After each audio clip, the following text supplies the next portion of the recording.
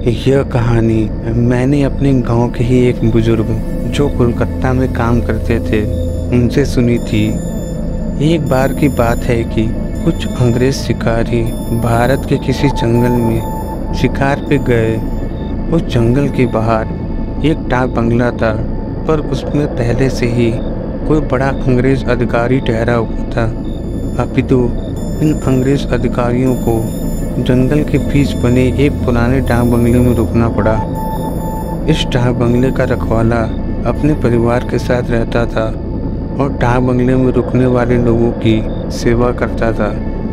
इस रखवाले के परिवार में उसकी बीवी तथा लगभग 14 से 15 साल की उसकी एकमात्र लड़की थी। एक शाम जब अंग्रेज शिकारी शिकार करके वापस डाक बंगले पे आए तो नहा धोकर पीने बैठ गए। पीने के बाद उन्हें इतनी चढ़ गई कि वे लोग पूरी तरह से बहक गए और उस रखवाले को गोली मारने के बाद उसकी बीवी तथा बच्ची को नोच डाले। इन पापियों को नशे में कुछ पता ही नहीं चला और नोचने के बाद उन दोनों को भी गोलियों से भून डाले और तीनों की लाश को डाक बंगले के पीछे दफना दिया। अंग्रेज ने फिर कुछ दिन बाद वहाँ कैलाश नाम का एक नया सेवक रख दिया। किसी को भी कुछ नहीं पता चला कि इस पुराने डाक बंगले का पुराना सेवक और उसके परिवार कहाँ चले गए। एक बार की बात है कि नया सेवक कैलाश रात को गेट बंद करके सोया हुआ था।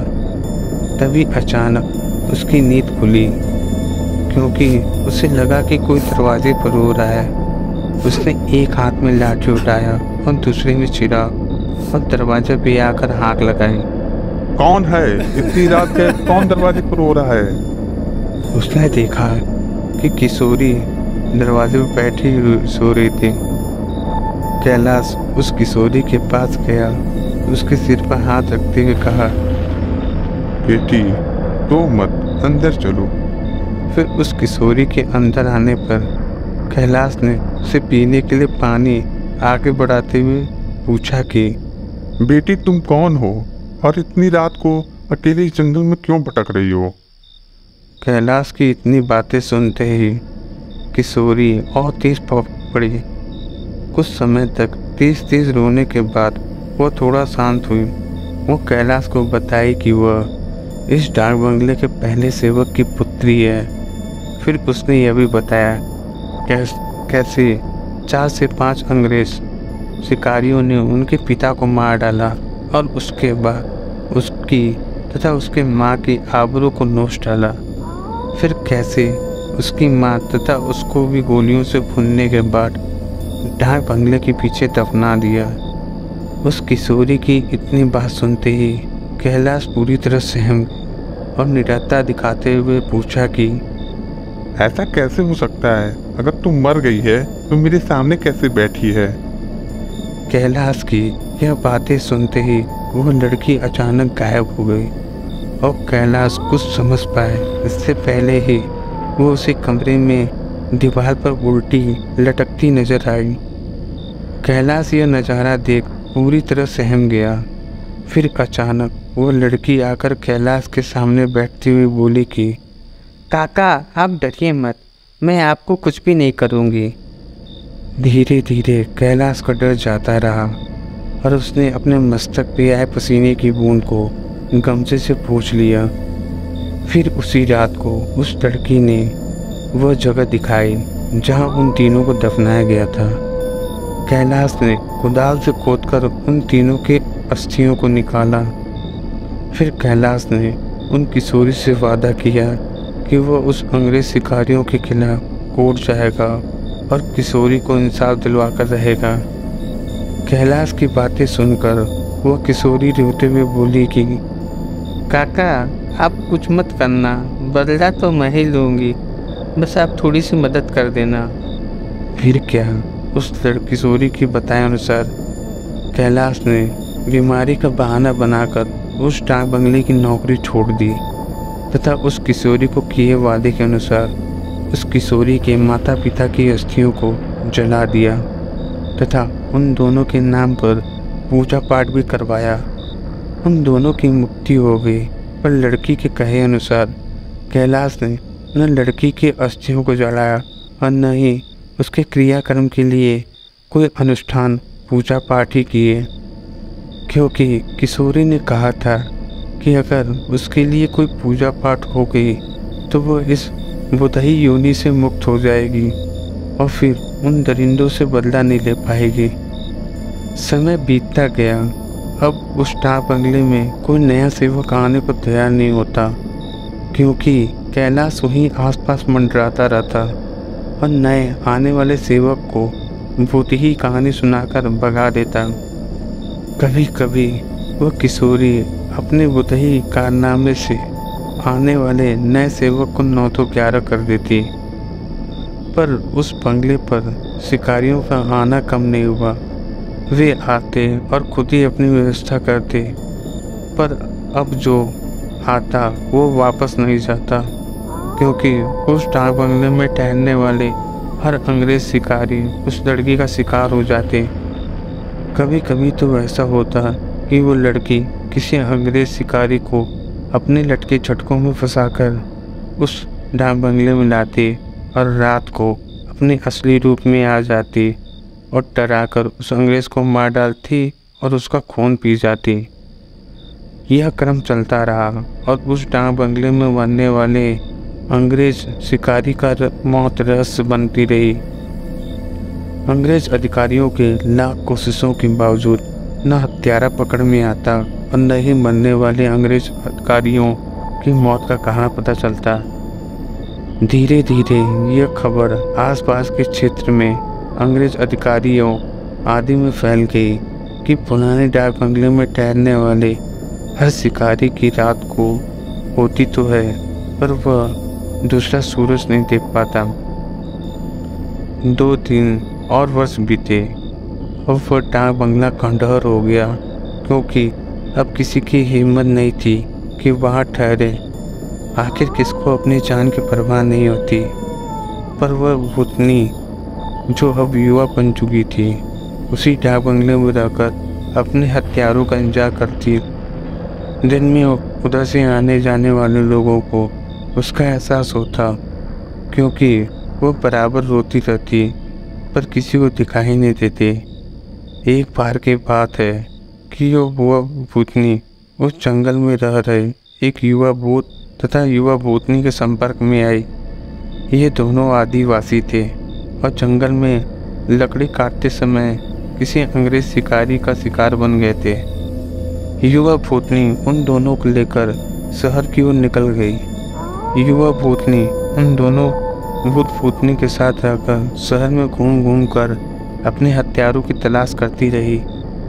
2-3 दिन मेहनत के बाद वह अपने हत्यारों को पहचान ली। एक दिन वह शाम के समय खूबसूरत युवती बनकर उसमें से एक हत्यारे अंग्रेज शिकारी के घर गई। घर पर उस अंग्रेज के सिवा कोई न था। फिर उसने खूब लटके झटके दिखाए और उस अंग्रेज को अपनी खूबसूरती में फंसा लिया। रूप लुभावन हो तो अच्छे को फंसने में देर नहीं लगती। योजना के अनुसार वो दूसरे दिन भी उस अंग्रेज से मिली। फिर उसे पूरी तरह विश्वास में लेने के बाद एक दिन कही कि क्यों नहीं हम लोग शिकार पे चलें। अंग्रेज ने कहा कि अच्छी बात है, मेरे कुछ मित्र शिकारी हैं, उन्हें भी लेकर चलते हैं। फिर क्या था, उस युवा भूतनी ने उस अंग्रेज से कहा कि मेरी एक सहेली भी है, वह भी बहुत खूबसूरत है और शिकार पे जाना पसंद करेगी। फिर दूसरे दिन युवा भूतनी ने अपने साथ आए हुए दूसरी युवा भूतनी से उस अंग्रेज शिकारी को मिलवाया। अब तो अंग्रेज पूरी तरह उस भूतनी के माया जाल रूप में फंस चुके थे। एक दिन सुबह सुबह वह अपने पुराने दोस्तों के साथ जंगल की ओर निकल पड़ा। दिन भर शिकार करते रहे और खूब मौज मस्ती भी की।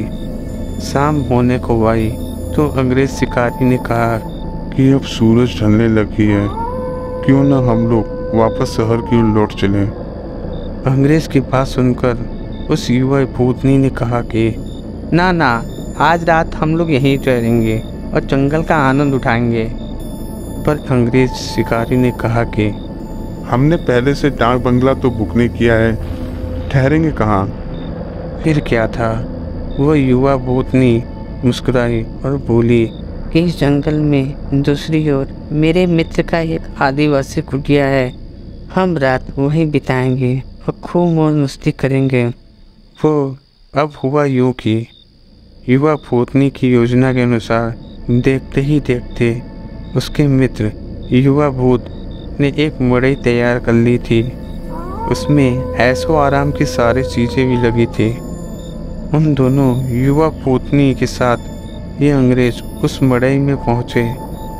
इन अंग्रेज अधिकारियों ने उस मड़ई की दशा देखकर अजीब लगा, क्योंकि उस मड़ई में महलों, बड़े बड़े होटलों जैसी व्यवस्था थी।